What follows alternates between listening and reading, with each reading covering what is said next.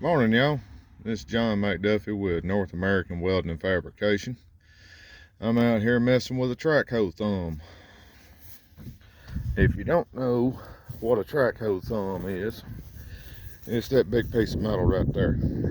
Now, this particular unit, I don't remember the size track hoe that it came off of, but there's supposed to be a stiff arm right here.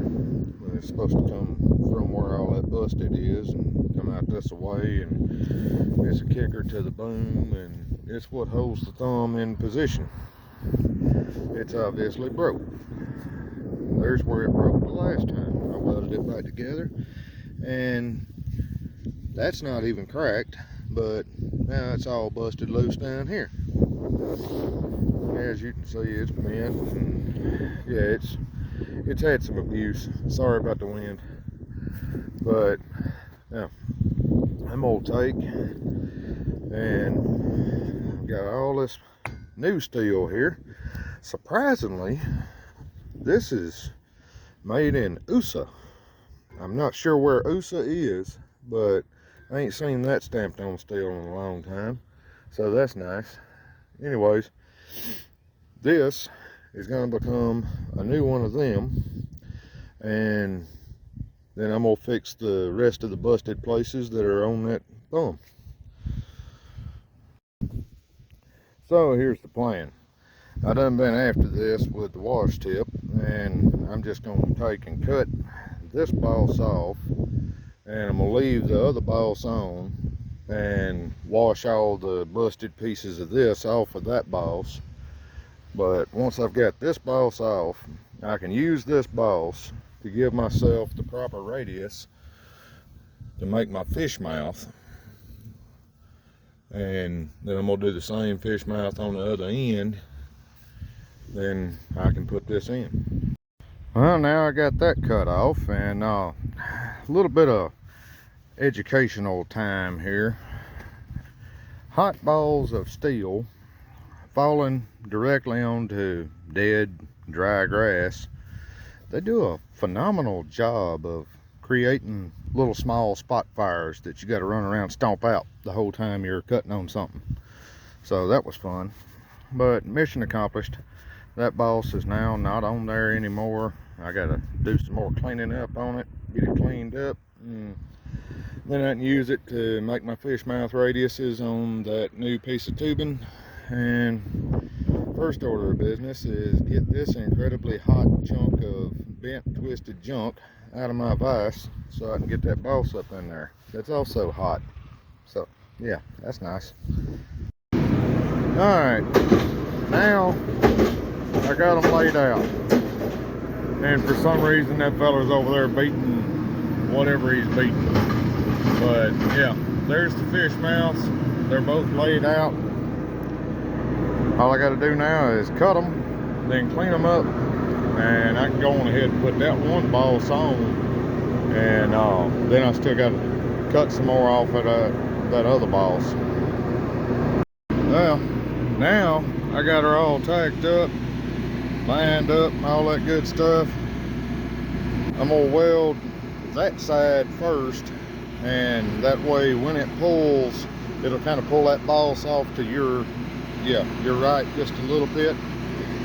And other than that, you know, the best way I've got to square this thing is lay your framing square up on top of the boss like so, get it about center ways, and then you take your tape measure in that gap there where you can see the jaw of my vise, and you measure at the top and the bottom, and if you get the same measurement, she's square. I'm gonna go on ahead and weld this end out, and after this end's welded out, I can take this whole piece and go over there and fit it up for the rest of it. Now, I got to be just a little bit more than a little bit tired of having to stop halfway through a rod every 5 minutes and put out a spot fire. So I jumped on a Komatsu 490 track hoe, and I got rid of pretty much everything that was flammable in the area. I have never made a claim that I am an operator. This definitely looks terrible. but this is all gonna get done up the way that the subdivision wants it anyways, so a little bit of grass damage ain't gonna hurt nothing right now. Now I can get on back to my rat killing here and maybe get something done without having to put a fire out every 5 minutes. I'm gonna try out a new toy I got the other day. You hook up an air hose there, and then you hook your stinger there, and you slide this protective sleeve down, and then you got this magical extra stinger here, and it takes these fancy carbon rods. It's called a air arc gouger. I've used one on other things before. This one's mine, so I'm about to give it a test drive. I'm gonna take my 330 here and I'm gonna hit the home button, and then where's it at? Yeah, carbon arc gouger. I don't know if you can see it, but it's there. You hit select, and then you want to go as wide open as your machine will go. 335 amps is all mine to put out. Hopefully that'll be enough.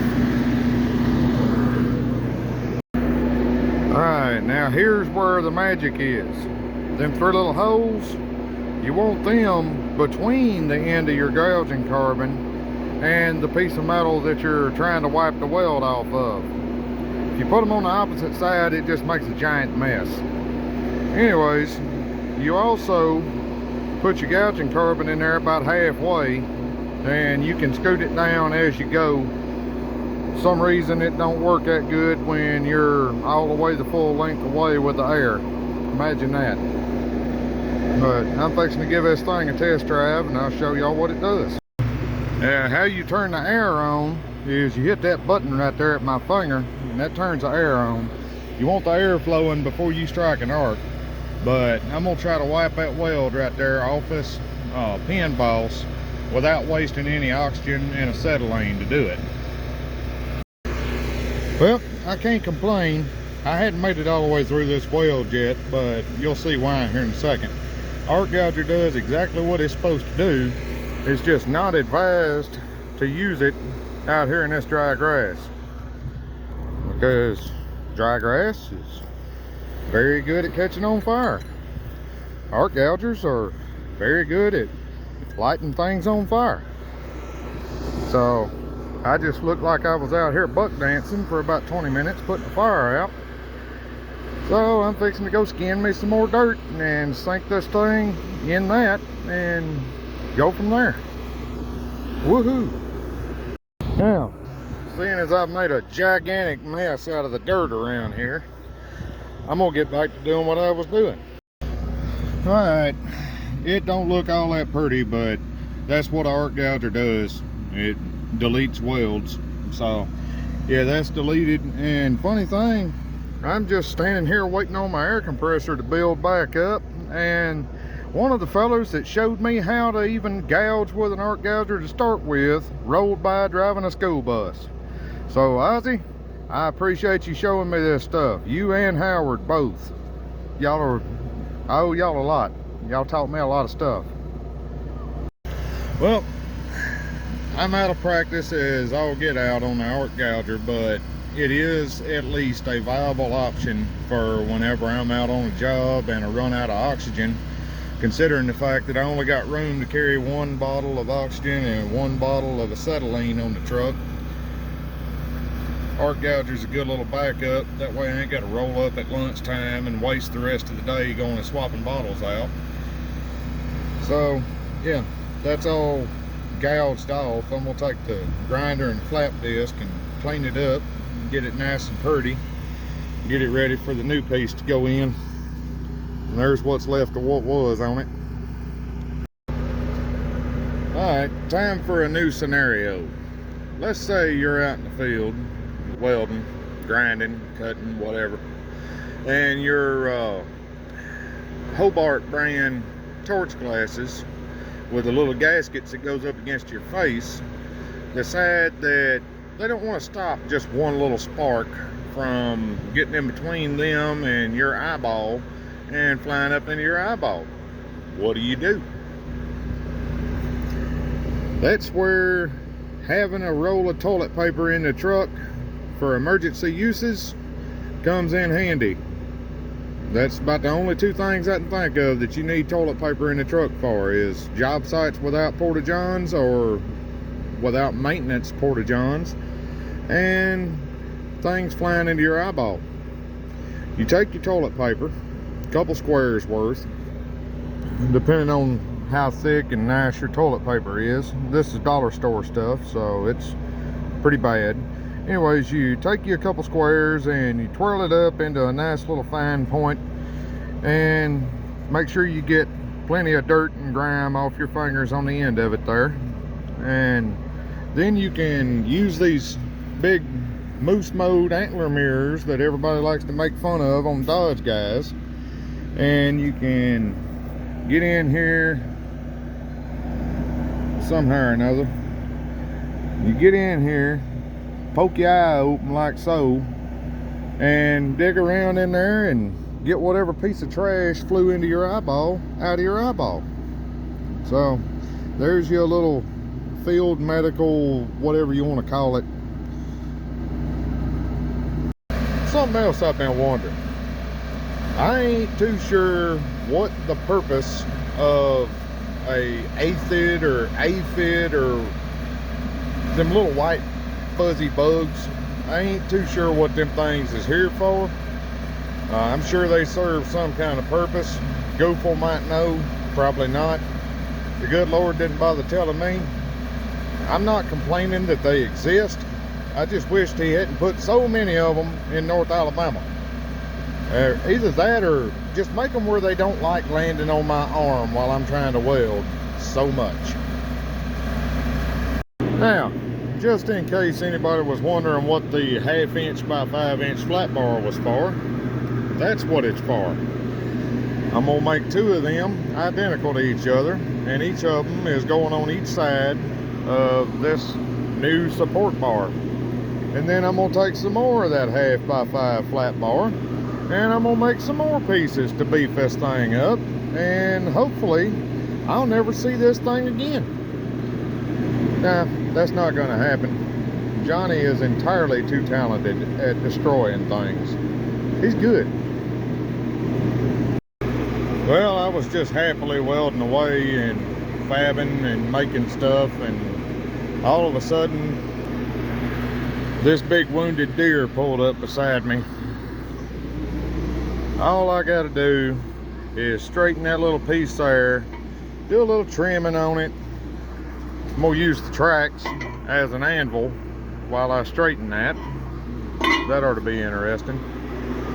But that little feller goes right there. So yeah, slight distraction, but they want this rolling in the morning, and I've got a little time for the thumb, so I'm gonna get this where it'll go and be comfortable for Mr. Ricky to get into in the morning. Now, there's that simple little repair. Neither one of my legs work anymore, but here we are. Now, what did I do different that John Deere didn't do when they built this thing? Well, for one, I put more weld on the outside. For two, I welded the inside. They just put a simple, standard 1/4 inch bead down each side. They may have welded that flat on some kind of rotisserie, but I doubt it. Mine's vertical, 7018, and she's welded inside and out. So it'll hold better than it used to, but it's still possible that something can get bound up in here and rip it off. There's just no getting around that. Sometimes that's just the way it goes. Something else I just thought of. It's simultaneously the best and worst thing about working on track mounted equipment. The good thing about it is you've always got a table, as long as you ain't got to break the tracks loose or anything like that. But anyways, if you can leave the tracks on, you got a table. That's also the worst thing about it, because as many mechanics and welders have found out over the years that table can move.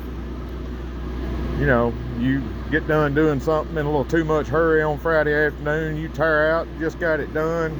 Next thing you know, you never see your hammer again, or your pocket knife, or welding hood, whatever you left laying on them tracks, it's generally flat and gone.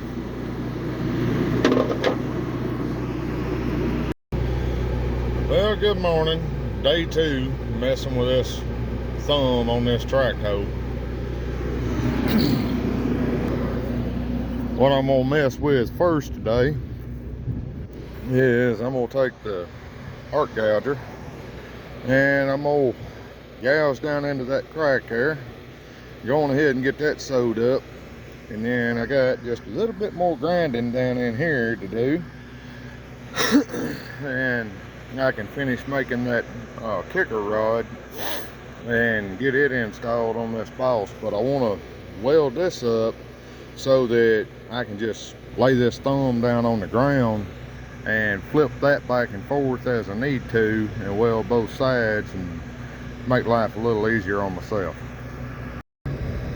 Now that's all gouged out, where I throw in 100% full penetration weld on it, and that's what gouging looks like when you don't forget what you're doing.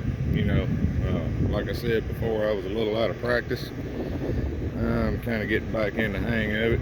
I had a little bit of slag trapped in a couple places, so I hit it with a grinder to clean the slag out. But yeah, now I'm gonna throw the root in there with some 1/8 inch 6010 at about 95 amps, and once I get a root there, I can come down here and gouge the rest of this. I don't want to gouge it all the way loose, because this thing's been stressed in so many ways so many times. If I gouge it all the way loose, it'll probably blow out one way or something and deal me misery on putting it back together. And I should also add that I've mentioned not using an arc gouger to fix cracks before, because it's not easy to see a secondary crack. Well, in most cases that's the case, because the steel itself is what gave on a lot of this stuff. But this crack because of a faulty weld, because of the way they didn't do their welding right when they built this thing. If you look at this weld, it's got a real hard drop down, and there's a lot of undercut right on this piece of tube here.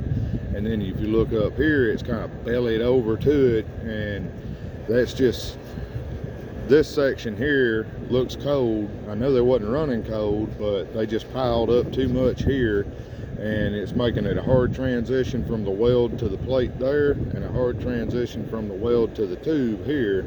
So your weld is nice and strong, but the metal's going away from it because it's not a smooth transition. That's another thing I picked up from Howard Service Steel.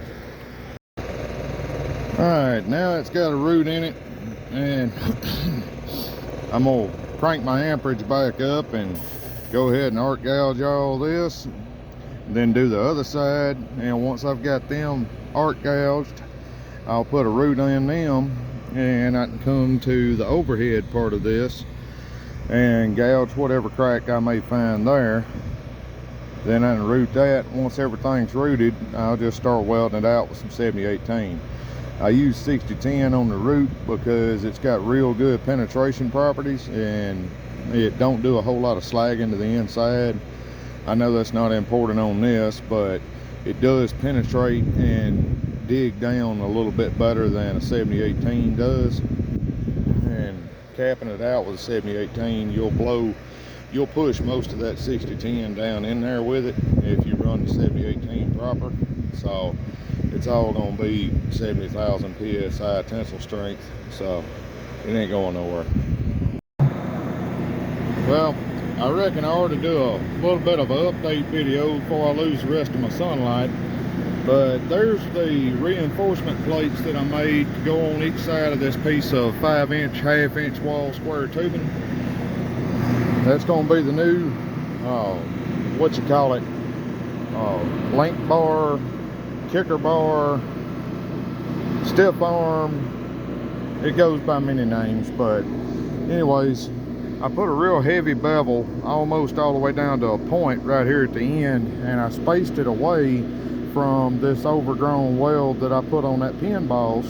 So all of that area there is going to get filled in all the way up flush with more 7018, and then I'm going to fill all that in flush. Don't mind that, that's slag. I'll clean all that up, fill it in flush, and then once all that extra is done, I can take this piece and marry it to the pin boss that's still over here on this thumb. It's the shiny piece there, that's the pin boss, and then I can install it on the thumb bracket. But oh yeah, while I'm here, there's how that turned out. Like I said, I'm a little out of practice on the gouging, and the wind's been going like 40 and 50 mile an hour out here, so it's not exactly easy to hold a steady bead one-handed or even two-handed with no prop.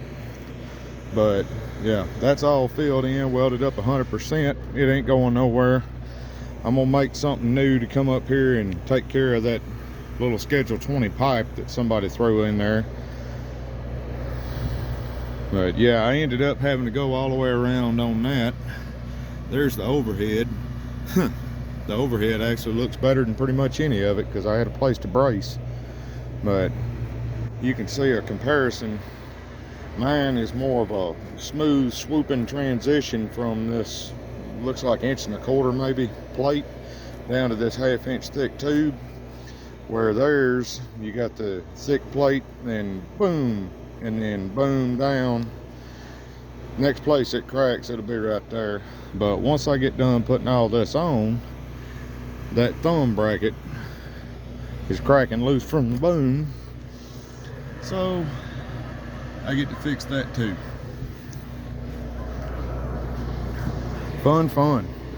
Low fuel lights flashing on my welding machine now, so you know what that means. It's about to go boo, and then I'm gonna have to put this all up and go home for the day. Well, this wind is being as brutal as it can possibly be, but I got that piece made. Now I'm marrying it up to what's left of that pin boss down there, and I ain't got no crane on the truck, but got a 390 Komatsu with a bucket that could definitely crush me. So let me just go on ahead and work right under that and pretend it's not there. I managed to get her on there and get her squared up, get her tacked up good without getting squashed like a daggone bug. So now I'm gonna get this track hoe off of it, and that way I can just take and flip that and weld it up however I need to do it. Yeah, done with the sketchiness for today.